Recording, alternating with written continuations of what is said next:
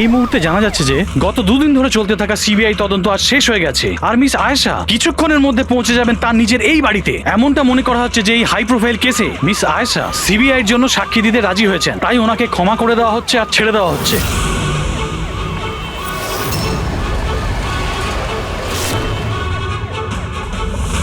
Ma'am, এটা কি সত্যি যে আপনি সিবিআই এর জন্য সাক্ষী দিতে রাজি হয়েছেন? ম্যাম, পুলিশ আপনাকে নিজের থেকে সিকিউরিটি দিচ্ছে নাকি সিবিআই? ম্যাম, এটা কি সত্যি যে আপনার কাছে উপযুক্ত প্রমাণ আছে? আপনি কোর্টে সাক্ষী দিতে চলেছেন? ম্যাম, সত্যি ইনি হলেন মিস আয়েশা, যিনি এত কড়া নিরাপত্তার মধ্যে নিজের বাড়ির ভিতরে ঢুকে গেলেন কোনো প্রশ্নের উত্তর না দিয়ে।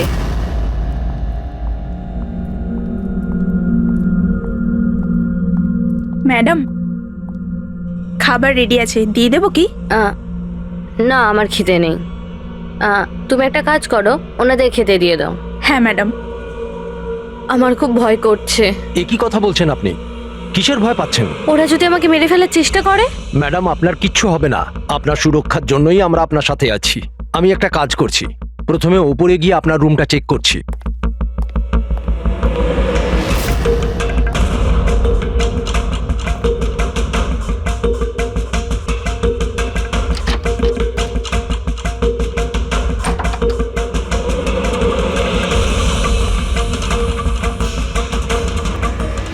আপনার রুমটা চেক করেছি, সবকিছু ঠিক আছে, আর আপনি গিয়ে রেস্ট নিতে পারেন। দেখুন, আপনার কিচ্ছু হবে না। আর তাছাড়াও শুধুমাত্র একটা রাতের ব্যাপার, সকালে কোর্টে রায় বেরিয়ে যাবে আর ওরা গড়াদের পিছনে চলে যাবে। You just relax.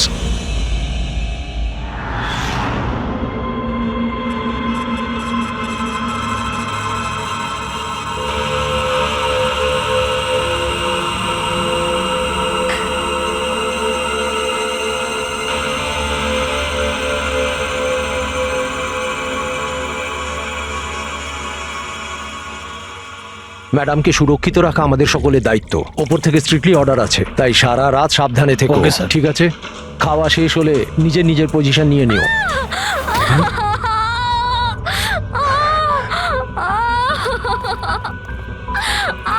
Madam, madam, madam, madam, দরজা খুলুন। ম্যাডাম, দরজা খুলুন। দরজাটা খুলুন ম্যাডাম।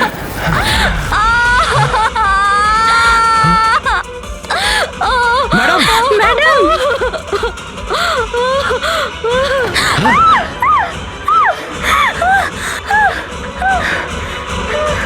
ও শিট।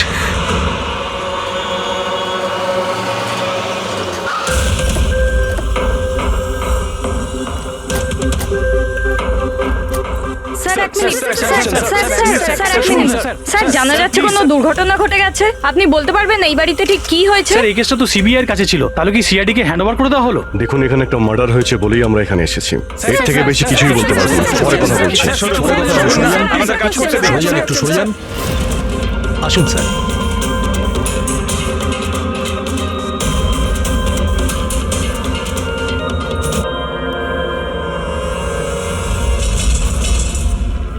ওর মুখটা আর হাতটা তো একদম পড়ে গেছে। ওর কোনো চিহ্ন তো এই রুমে আর দেখতেই পাচ্ছি না। দেখে তো মনে হচ্ছে যে অ্যাসিড অ্যাটাক হয়েছে। হ্যাঁ দয়া, অ্যাসিড অ্যাটাকই হয়েছে। কিন্তু স্যার, কোথাও তো পড়তো জামা কাপড়ে বা নিচে কোনো অ্যাসিডের চিহ্নই তো নেই। সেটা তো ঠিক। স্যার, স্যার ইনি বাথরুম পড়ে আছেন, মানে স্নান করে বেরিয়েছেন, আর স্নান করার পর উনি এই ক্রিমটা লাগিয়েছিল। এক মিনিট, ওই ক্রিমটায় হাত দেবে না। ওই ক্রিমটাকে চেক করতে হবে।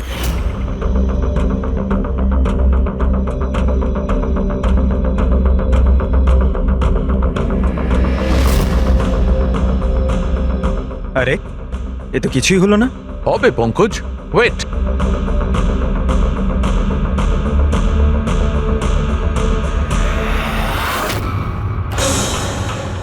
আরে স্যার, এটা তো দেখলে, এটাতে এমন অ্যাসিড মেশানো হয়েছিল যেটা সঙ্গে সঙ্গে কাজ করে না, 2-3 মিনিট বাদে কাজ শুরু করে। আর যখন কাজ শুরু করে তখন এরকম ভয়ঙ্কর ভাবে কাজ করে। স্যার, তার মানে স্নান করার পর উনি এই ক্রিমটা লাগিয়েছেন, আর সেটার এফেক্ট কিছুক্ষণ পরে হয়েছে। একদম ঠিক। কেউ আসলে একে মারবার জন্যে এই নিজের যে ক্রিম ছিল সেটা এই ক্রিমটার সঙ্গে বদলে দিয়েছে। এটা এটা কি বলছেন আপনারা? কি কি ব্যাপার? আপনি মনে হচ্ছে একটু বেশি ঘাবড়ে গেছেন। হ্যাঁ, কি জানেন আপনি এদের ব্যাপারে? না স্যার, আমি কিছুই জানি না। ম্যাডাম তো এই ক্রিমটা রোজই ব্যবহার করতো। আর এটা খনি ভালো মতোই জানতো, আর এটারই সুযোগও নিয়েছে। যেই হোক না কেন আয়েশাকে খুব কাছ থেকে চিনতো। আচ্ছা, ওটা আপনি নয় তো? না স্যার। দেখো, আমরা জানি তুমি কিছু জানো। না ম্যাডাম, আমি কিছুই লুকাচ্ছি না। ব্যাস এই ক্রিমটা আমি লুকিয়ে লুকিয়ে কখনো কখনো ব্যবহার করতাম,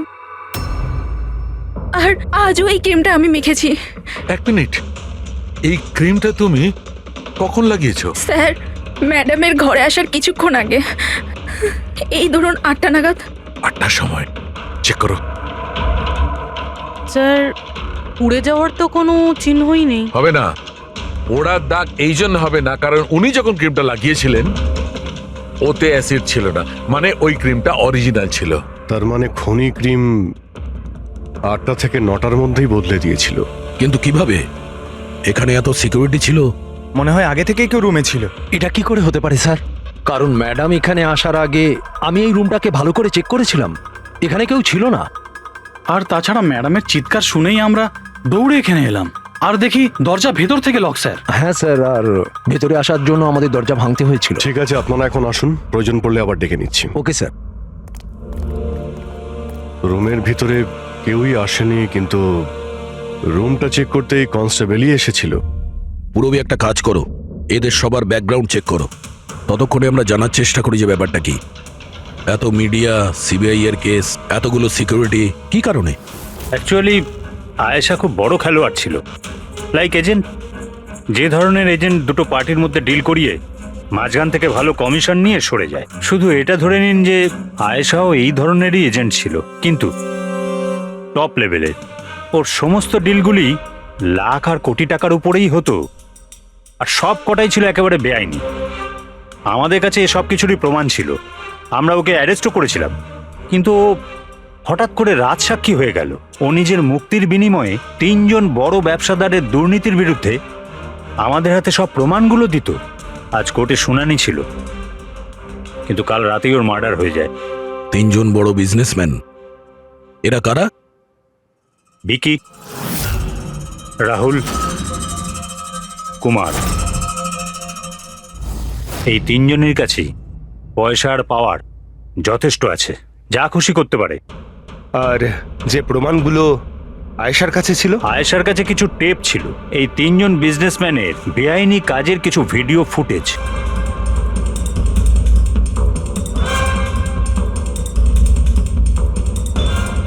তার মধ্যে কুমারের একটা ক্লিপ আমাদের কাছে আছে, এই দেখো দয়া। চিয়ার্স। টাকাটা কবে ট্রান্সফার করছেন মিস্টার কুমার? ব্যাস, যেই আমাদের কাছে গানস পৌঁছে যাবে আপনার অ্যাকাউন্টে টাকা পৌঁছে যাবে। সেসবের চিন্তা আপনি করবেন না মিস্টার কুমার, ওনাদের কাছে অস্ত্রের তো কোনো খামতিই নেই, এমনিতেই তো পড়ে পড়ে জংই ধরছে। হ্যাঁ, তাছাড়া পাওয়ারে থাকার তো এটাই সুবিধা, তাই না? যখন যেটা মন চায় করে না। আপনি শুধু এই কনসাইনমেন্টটা সম্পূর্ণ করে দিন, আমাদের তো একসঙ্গে অনেক কাজ করতে হবে, তাই না? একদম। আর এটা তো সবে শুরু। আমি যতদিন আছি আপনাদের দুজনকে কোনো চিন্তা করার দরকার নেই। এটা একটা স্যাম্পল দয়া, এটা থেকে কিছু প্রমাণ করা যাবে না। অবশ্য প্রমাণ হিসেবে আয়েশার কাছে দেওয়ার মতো অনেক কিছুই ছিল, কিন্তু ও আমাদের কিছুই দেয়নি। ও চেয়েছিল যে এই সমস্ত প্রমাণগুলো ও কোর্টের হাতে নিজেই দেবে। নিজের নিরাপত্তার বদলে ও আমাদের সামনে এই শর্ত রেখেছিল। বাকি টেপগুলো ছাড়া এই টেপ আমাদের কোনো কাজেই আসবে না। এই টেপ আপনার কাজের না হতে পারে, কিন্তু আমাদের কাজে লাগতে পারে। এই 3 জনকে বিরোধে ডাকার জন্য যথেষ্ট। যে লেভেল পর্যন্ত এরা পৌঁছেছে, এদের পক্ষে আয়েশার মার্ডার প্ল্যান করা খুব একটা বড় ব্যাপার নয়। ভিকি, কালকে কোথায় ছিলে? কাল একটা পার্টিতে ছিলাম। এগুলো ওই লোকগুলোর স্টেটমেন্ট আর সিগনেচার, যারা কাল রাত 9টা থেকে 3টে অবধি আমার ক্লায়েন্টের সাথে ছিল। টাইম তো আমরা জিজ্ঞাসা করিনি। দেখুন, আয়েশার মাথা খারাপ ছিল, ও এমনই মন গড়া গল্পগুলো শোনাতো যাতে ও শাস্তি থেকে বেঁচে যায়, দ্যাটস ইট। আয়েশা আপনাকে ঠকিয়েছে, আপনার বিরুদ্ধে সিবিআই এর কাছে প্রমাণ দিয়েছে। রাগ হওয়াটা তো স্বাভাবিক। হ্যাঁ, ভেবেছিলেন খুন করে দেওয়া যাক ওকে? রাগ নয় স্যার, বরং আফসোস হলো ওর ওপর। কারণ ও চাইলেও কিছু করে উঠতে পারতো না স্যার, কারণ ওর করার মতো কিছুই ছিল না। এটা আমার ক্লায়েন্ট রাহুলের অ্যালিবাই। কাল রাত্রে ইনি কিন্তু নিজের বিজনেস পার্টনারদের সাথেই ছিলেন, এর মধ্যে সমস্ত ডিটেলস আছে।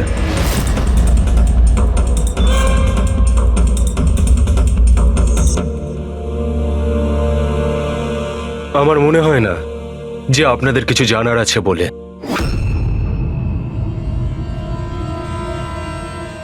আপনারা যেতে পারেন। ধন্যবাদ। মার্ডারের সময় আমার ক্লায়েন্ট ফ্যামিলি ফাংশনে বিজি ছিলেন, আর এই হচ্ছে তার প্রমাণ। মিস আয়েশার কাছে আপনার বিরুদ্ধে প্রমাণ ছিল মিস্টার কুমার। আর এমন প্রমাণ যা আপনাকে বরবাদ করে দেওয়ার জন্য যথেষ্ট। আয়েশা খুবই চালাক মেয়ে, ভালো হয়েছে মারা গেছে, নাহলে আমি ওকে মেরে ফেলতাম। মারতেন না মেরে ফেলেছেন? না স্যার, আমি ওকে মারিনি, কিন্তু ওই মানুষটাকে আমি নিশ্চয়ই থ্যাঙ্কস বলবো যে আমার মনের ইচ্ছেটাকে পূরণ করেছে। আপনি যেতে পারেন, তবে খুব তাড়াতাড়ি দেখা হবে। Thank you.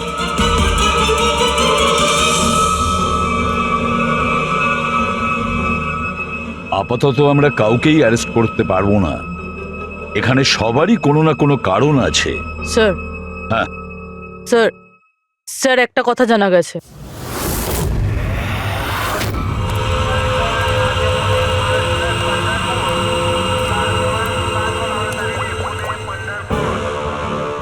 হ্যালো, হ্যাঁ, সব কিছু তৈরি। একটা কথা মনে রেখো, কোনো ভুলভ্রান্তি যেন না হয়। এই তো দাদা, চলে আসুন, বাস ছাড়বে, বাস ছাড়বে।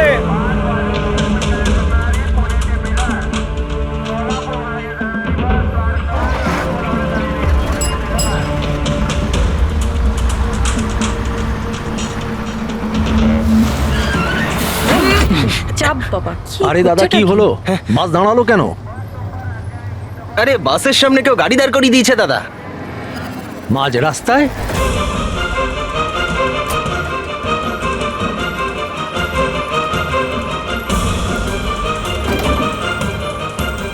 স্যার, আপনারা এখানে? শহর ছাড়ার খুব তাড়া দেখছি তোর। হ্যাঁ, অনেক প্রশ্নের উত্তর দিতে হবে তোকে। চল চল। স্যার, আমি কি করেছি স্যার? স্যার, আমার কথাটা তো শুনুন স্যার। স্যার, আমাকে কেন ধরছেন স্যার? স্যার স্যার কি করছেন স্যার? আমাকে কেন ধরছেন? আমি তো ছুটি নিয়ে দেশে যাচ্ছি স্যার। তোর রেকর্ড আমরা চেক করেছি। তুই তো আমাদের বলিসনি, হ্যাঁ, যে আয়েশার আগে তুই মিস্টার কুমারের জেট সিকিউরিটিতে ছিলি? হ্যাঁ স্যার, ওটাই তো আমার কাজ। আর আপনি তো জানেন যে সরকার আমাদের যেখানে পাঠায় সেখানে যেতে হয়। তোমার মোবাইলে কুমারের কল একবার নয় 3 বার, আয়েশার মার্ডারের ঠিক আগে। এটাও একটা কাজ। আপনারা ঠিক বলেছেন স্যার। কুমার আমাকে কল করেছিল, ও আয়েশা ম্যাডামের সঙ্গে কথা বলতে চাইছিল, কিন্তু আমি বারণ করেছিলাম স্যার। ও আমাকে টাকার লোভও দেখিয়েছিল, কিন্তু আমি তবুও কথা বলাইনি। প্রথমে 2 বার বারণ করেছিলি তুই, আর তারপর রাজি হয়ে গেলি তুই। হ্যাঁ ম্যাডাম, এই কুমার স্যার আবার ফোন করছেন। হ্যাঁ, আমাকে কোনো বিপদের ব্যাপারে বলতে চাইছে। ফোনটা দাও। এই নিন।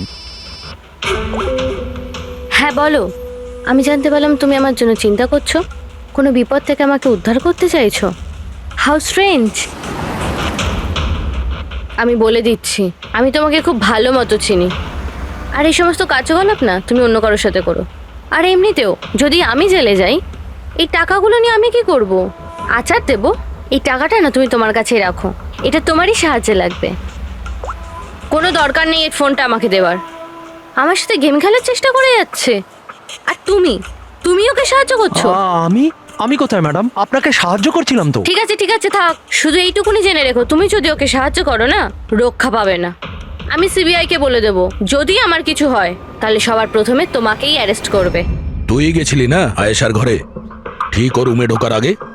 ওর বিউটি ক্রিমটাকে অ্যাসিড ক্রিমে বদলাতে খুব বেশি সময় লাগেনি নিশ্চয়ই, তাই না? এ আপনি কি বলছেন স্যার?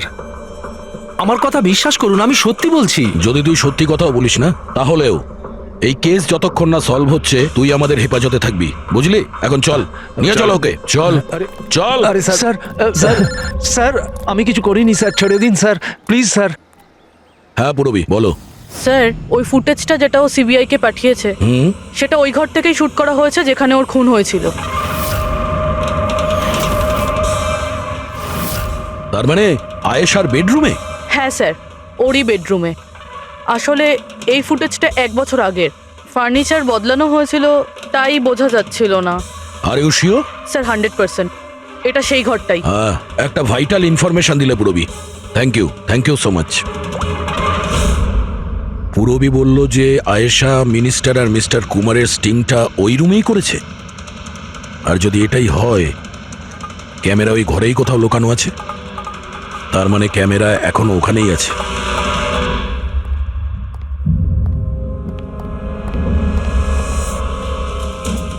রুম তো এটাই। আর এই হলো জানালা।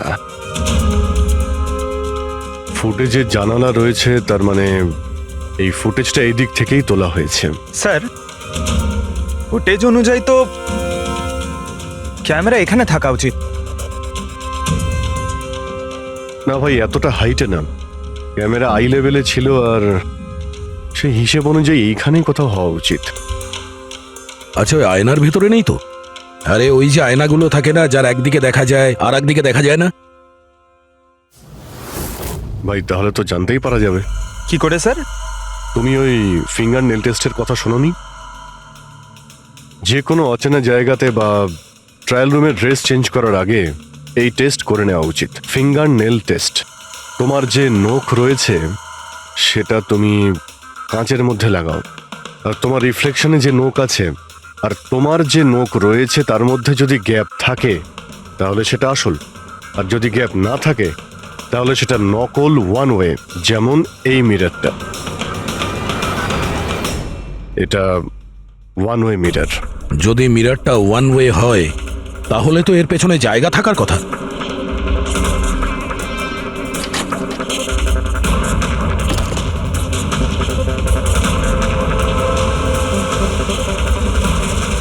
অভিজিৎ,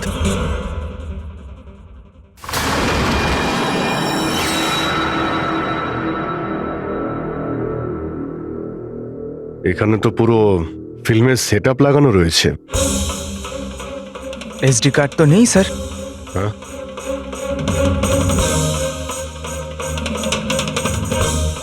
লকার খালি। স্যার মনে হয় টেপটা এখানেই রাখতাম। এই জায়গা থেকেও বড় বড় লোকের কেলেঙ্কারি রেকর্ড করেছে, আর এই জায়গায় ব্যবহার করে খুনি ওকে খুন করে দিয়েছে।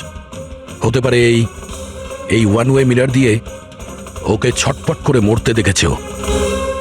স্যার তার মানে আমরা যখন ওখানে লাশের সঙ্গে ছিলাম তখনও এখানে ছিল, আর আমাদের যাওয়ার পরে সুযোগ বুঝেও এখান থেকে পালিয়ে গেছে।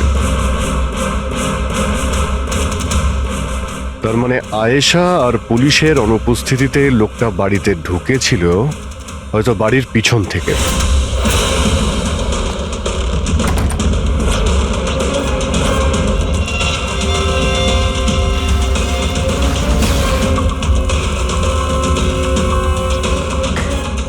ও আয়েশার বিউটি ক্রিমটাকে সরিয়ে বিষাক্ত ক্রিমটা রেখে দেয়, আর তারপর ভিতরে ঢুকে বসে থাকে।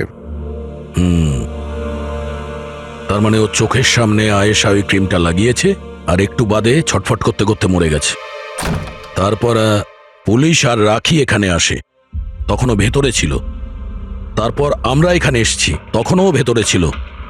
তারপর রাত্রে সুযোগ পেতেই ও টেপগুলো নিয়ে এখান থেকে পালিয়ে গেছে, মনে হচ্ছে ওই রাস্তা দিয়েই। কিন্তু স্যার মেইন গেটে তো পুলিশ দাঁড়িয়ে ছিল, ও মনে হয় পেছন থেকেই পালিয়েছে। এমন তো কিছু নয় স্যার, কিন্তু হ্যাঁ স্যার, প্রায় ধরুন মাঝরাতের দিকে গাড়ির চাকার এরকমই একটা আওয়াজ শুনতে পেয়েছিলাম। শব্দটা কোথা থেকে হয়েছিল মনে আছে তোমার? এই তো স্যার, এই পেছনের দিক থেকে, কিন্তু একবারই পেয়েছিলাম স্যার, আর দ্বিতীয়বার শুনিনি স্যার। ঠিক আছে, থ্যাংক ইউ।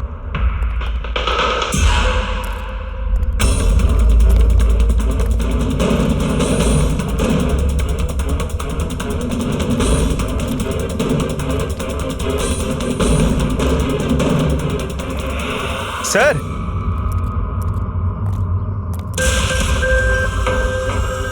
স্যার টায়ারের ঘষার চিহ্ন তো রয়েছে এখানে। এ দেখতে পাচ্ছ এখানে এই তেল আর জল পড়ে আছে। মনে হচ্ছে এসি চালিয়ে গাড়ি এখানে অনেকক্ষণ দাঁড়িয়েছিল। আর তারপর গাড়ি এখান থেকে বেরিয়ে গেছে। ওই কনস্টেবল এই গাড়িরই এই টায়ারের আওয়াজ শুনেছিল। যদি গাড়িটা এখানে অপেক্ষা করেই থাকে তাহলে হঠাৎ এমন কি হলো যে তাড়াহুড়ো করে চলে গেল? স্যার মনে হয় কেউ দেখে ফেলেছিল, ওই জন্য ভয়তে পালিয়ে গেছো। পয়েন্ট আছে। এখানে আশপাশটা জিজ্ঞাসা করে দেখি।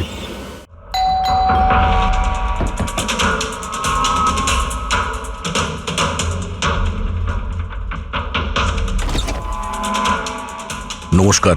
নমস্কার। নমস্কার। আমরা সিআইডি অফিসার্স। সিআইডি?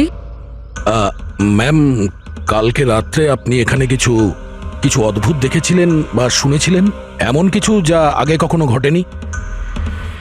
হ্যাঁ, দেখে তো ছিলাম। অনেক রাত পর্যন্ত আমি ঘুমোতে পারিনি। আর রাতে আমি দেখলাম বাড়ির সামনে একটা বড় গাড়ি পার্ক করা আছে, কিন্তু ওটা আমাদের সোসাইটির কারণ নয়। অনেক রাত পর্যন্ত গাড়িটা কিন্তু ওখানেই ছিল। কোন গাড়ি ছিল আপনার মনে আছে কিছু? দেখুন, গাড়ির ব্যাপারে তো আমি বিশেষ কিছু তো জানি না, কিন্তু ওটা HX9 ছিল, কারণ আমার ছেলের কাছেও ওই একই গাড়ি আছে। I see. আরো একটা কথা, যতক্ষণ ওই গাড়িটা ওখানে দাঁড়িয়ে ছিল না, গাড়ির ইঞ্জিনটা চালুই ছিল আর ভিতরে একজন বসেও ছিল। আমি এটা দেখছিলাম আর তখনই ওখানে কাউকে একটা আসতে দেখলাম, আমাদের আয়েশার বাড়ির দিক থেকে। ওর হাতে কিন্তু একটা ব্যাগও ছিল। আরে এই যে, কে ওখানে? গাড়িটা তো চলে গেল, কিন্তু এটা বুঝতে পারলাম না যে ওরা কারা ছিল, কেন এসেছিল, আর ওরা আয়েশার বাড়িতেই বা কি করছিল। Thank you ma'am, thank you very much. Thank you. Sir, তার মানে খুনির সঙ্গে আর একটা লোক ছিল যে গাড়িতে বসে অপেক্ষা করছিল। লাখ টাকার গাড়ি ছিল। কি মনে হচ্ছে কে হতে পারে? সন্দেহের তালিকা এখন ওই তিনজনই রয়েছে। আরটিও থেকে খোঁজ নিয়ে দেখি এই গাড়িটা এই তিনজনের মধ্যে কার কাছে রয়েছে। স্যার, এই ধরনের দামি গাড়ি 3 জনের কাছে আছে। কি? হ্যাঁ স্যার, খুবই শৌখিন লোক, এক একজনের কাছে অনেক গাড়ি আছে। তাহলে এই 3 জনের মধ্যে ওই গাড়িটা কার আছে কি করে জানতে পারবো? তাও সিচুয়েশন অনুযায়ী খুনি এই তিনজনের মধ্যে কেউ মনে হচ্ছে। না স্যার, আমরা তিনজন এই খুনের ব্যাপারে কিচ্ছু জানি না। আপনারা এখানে কেন? স্যার, আয়েশা জীবনকালে তো আমাদের বাঁচা দুষ্কর করেই দিয়েছিল, এখন মরার পরেও আমাদের বাঁচা দুষ্কর করে দিচ্ছে। তার মানে? স্যার, আয়েশার খুনি ও আমাদের প্রত্যেককে ফোন করে 25 কোটি টাকা করে চেয়েছে, তাও আবার 24 ঘন্টার মধ্যে। আর হুমকি দিয়েছে আমরা যদি না দিই তাহলে ও আমাদের টেপ লিক করে দেবে। এর মানে হচ্ছে আমাদের মার্ডারের সঙ্গে কোনো সম্পর্ক নেই। ওই গলাটাকে চিনতে পেরেছেন? না স্যার, আমি চিনতে পারিনি। আপনারাই শুনে নিন, আমি কলটা রেকর্ড করেছি। আয়েশাকে আমি খুন করেছি, আর ওই টেপসগুলো আমার কাছেই আছে। ওই টেপসগুলোর মধ্যে যা প্রমাণ আছে তোমাদেরকে সারা জীবন জেলে রাখার জন্য যথেষ্ট। 24 ঘন্টার মধ্যে কেম্যান ল্যান্ড ব্যাংকের অ্যাকাউন্ট নাম্বার 23122-তে 25 কোটি টাকা জমা করে দিন, না হলে এই প্রমাণটা পুরো দুনিয়া দেখবে। তোমাদের কাছে 24 ঘন্টা আছে, ভেবে নাও কি করবে। ওকে ট্রেস করো, দেখো কোথা থেকে ফোন এসেছে, কে ফোন করেছিল, দেখো কোনো ডিটেলস পাওয়া যায় কিনা। ওই যে ও অ্যাকাউন্ট নাম্বার দিয়েছে, ওটা দিয়ে হয়তো জানা যেতে পারে। না, ইন্টারন্যাশনাল ব্যাংক স্যার, কোনো ডিটেল দেবে না ওরা। হ্যাঁ, কথাটা ঠিকই। স্যার, হ্যাঁ, ইন্টারন্যাশনাল কল, প্রেস করতে পারছি না। তার মানে কিছুই হবে না? ওই বদমাশকে 25 কোটি টাকা দিতেই হবে? না। কেন দেবেন 25 কোটি টাকা ওই বদমাশ লোকটাকে? হ্যাঁ, আর কেন দেবেন যেখানে আপনারা কিছু করেননি? না কোনো ঘুষ দিয়েছেন আপনারা, না কোনো বেআইনি কাজ করেছেন। তাহলে আপনাদের বিরুদ্ধে ওই টেপে তো কিছুই থাকবে না। হ্যাঁ, যদি আপনারা কিছু করে থাকেন তাহলে। আরে এটা কি বলছেন স্যার? আমরা কিচ্ছু করিনি, আমরা ইনোসেন্ট, আমরা নির্দোষ। আপনি তো অযথাই আমাদের ওপর। আশ্চর্য তো। এনিওয়ে, থ্যাংক ইউ, আমরা নিজেরা সামলে নেব। চলো।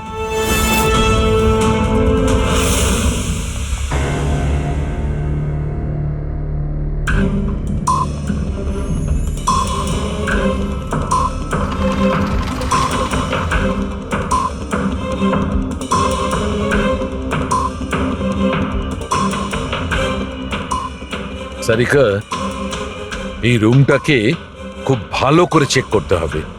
খুনি এখানে ঘন্টার পর ঘন্টা ছিল, তার মানে এখানে কোনো না কোনো জিনিস নিশ্চয়ই পাবো আমরা, যেটা দিয়ে ওর ডিএনএ টেস্ট করা সম্ভব। ওর চুল, ওর নখ, যা কিছু।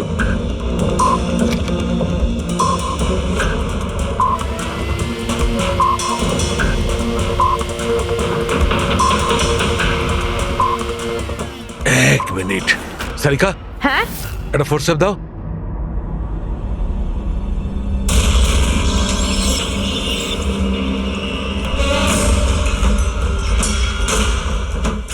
মাই গড, সারিকা এই দেখো। Contact lenses? Yes, contact lens. কিন্তু কিন্তু আয়েশার চোখ তো একদম ঠিক ছিল। আমি নিজেও রিপোর্টস চেক করেছি, না ও চশমা পরতো আর না কন্ট্যাক্ট লেন্স। তবে এই কন্ট্যাক্ট লেন্সটা কার হতে পারে? খুনির? না না, খুনির হতে পারে না। একটা চোখের কন্ট্যাক্ট লেন্স খুলে যাবে আর কেউ জানতে পারবে না, এটা ইম্পসিবল। দেখান তো একটু।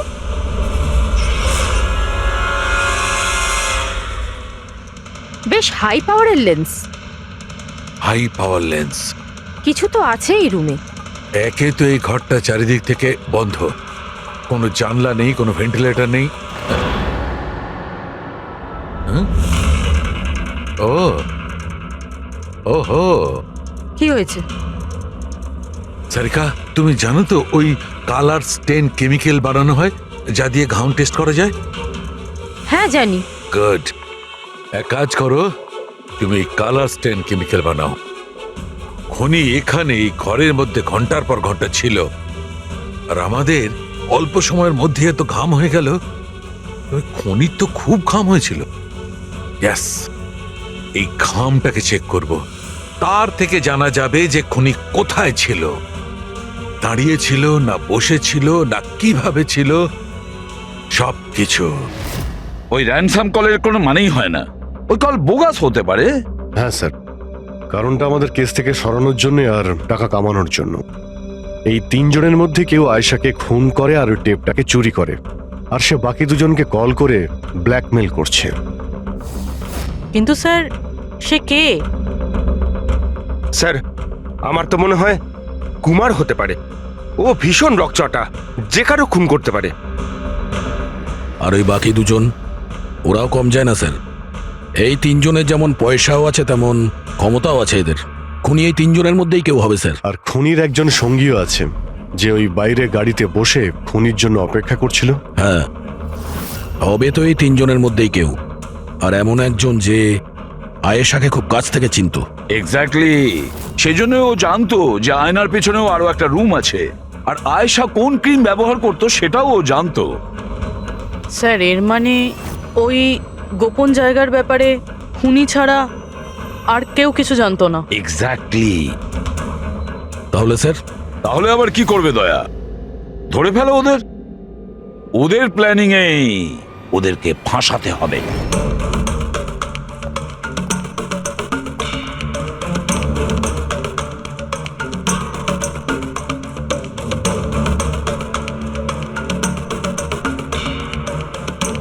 আমাদেরকে এখানে কেন ডাকলো? কোনো আইডিয়া? হয়তো জিজ্ঞেস করার জন্য ডেকেছে, খুনিকে টাকা দিয়েছে কি দিইনি। তাহলে তোমরা দুজন কি টাকা দেবে? তোমাদের কি মনে হয় টাকা দেওয়া ছাড়া আর কোনো উপায় আছে? তা তুমি কি করতে চলেছো ভিকি?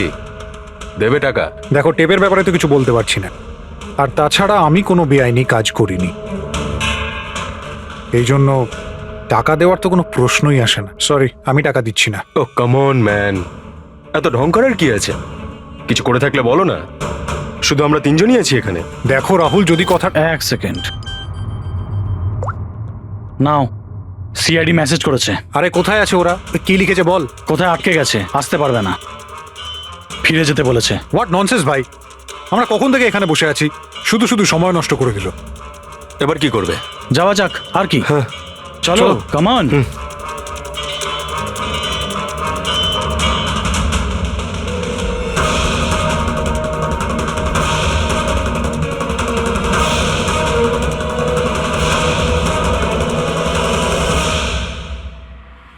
এই সে।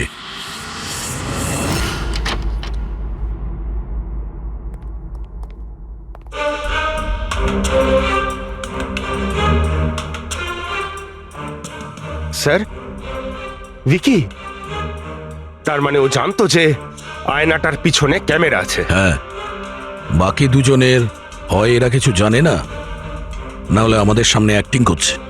স্যার আমার তো এই বিকিকেই সন্দেহ হচ্ছে। এবার কি করব? নজর রাখা যাক এর ওপর, কোনো না কোনো ভুল নিশ্চয়ই করবে। হ্যাঁ সারিকা, কালাস্টেন কেমিক্যাল রেডি। ঠিক আছে, চলো।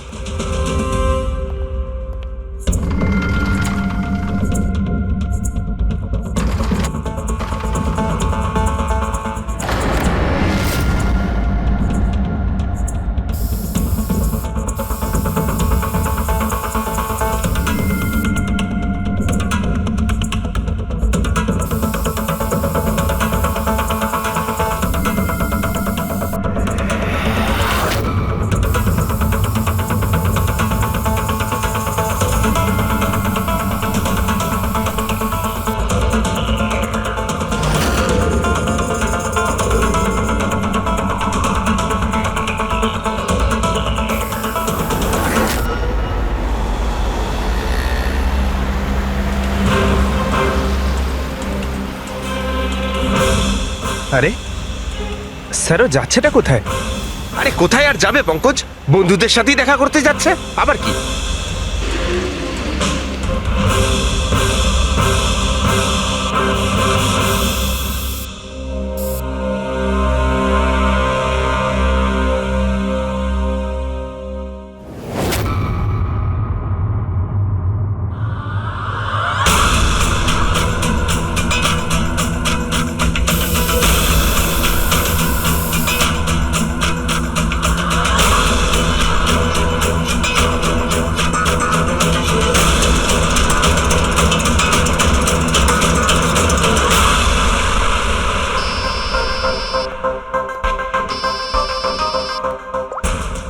হ্যাঁ সারিকা, বলো।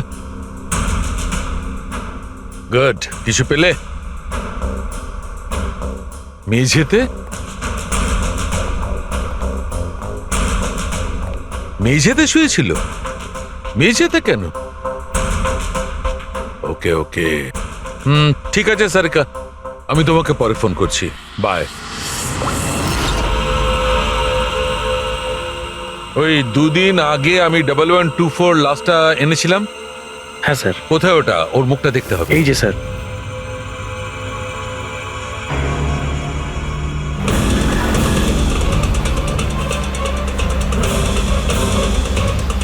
এই জানতে পারেনি তো যে আমরা ওকে ফলো করছি?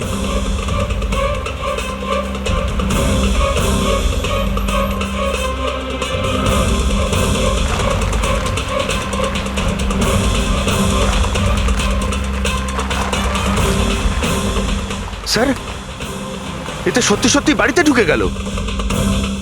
ভেবেছিলাম ও কোনো বন্ধুর সাথে দেখা করবে। হ্যাঁ অভিজিৎ। কি? ডক্টর সালুকে বলে দিয়েছেন যে খুনি কে? কে? ও হ্যাঁ, আমরা এই উইকিকে ফলো করতে করতে ওর বাড়ির কাছে পৌঁছে গেছি। ঠিক আছে, আমরা ওয়েট করছি। অভিজিৎ আসছে।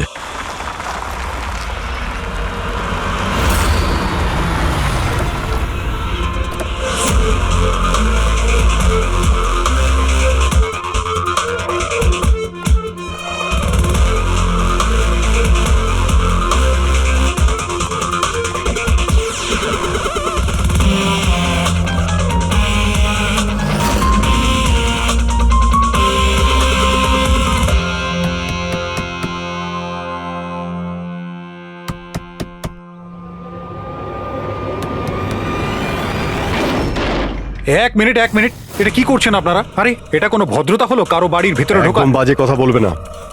আমরা সত্যিটা জেনে গেছি। কোথায় লুকিয়ে রেখেছো ওকে? দেখুন, আপনি আমার কথা শুনুন, আপনার কোথাও ভুল হচ্ছে। আমি কিচ্ছু করিনি। আমি না আয়েশাকে খুন করেছি আর না এখানে কাউকে লুকিয়ে রেখেছি। আমরা কখন বললাম যে তুমি আয়েশার খুন করেছো? হ্যাঁ, একেই বলে চোরের নজর বোচকার দিকে। দেখুন, আমার কথাটা বোঝার চেষ্টা করুন। আপনারা আমার কথাটা শুনুন, আপনারা আমার কথা কেন শুনছেন না? হ্যালো, আপনারা এইভাবে ভিতরে ঢুকতে পারেন না।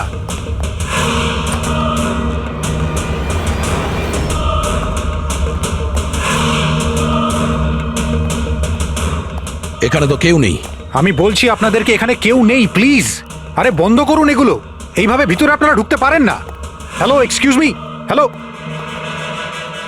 আরে ওপরে কিচ্ছু নেই স্যার। আরে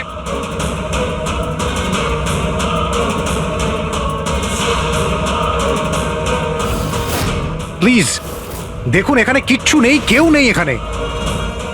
আরে আপনারা তো আমার কোনো কথাই শুনছেন না। আজব তো, কখন থেকে বলছি এখানে কেউ নেই। আরে কেউ নেই এখানে। হ্যালো স্যার,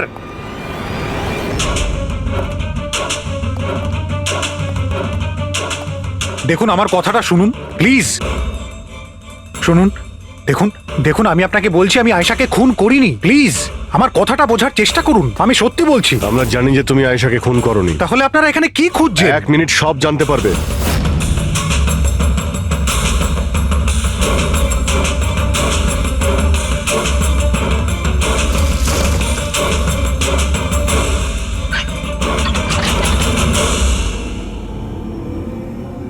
স্যার আসুন। আয়েশা দেবী, আপনার খেলা শেষ, চলে আসুন। সালুমকে স্যার আগেই বলে দিয়েছিল তুমি বেঁচে আছো। আসলে আমি ওর চোখটা চেক করব।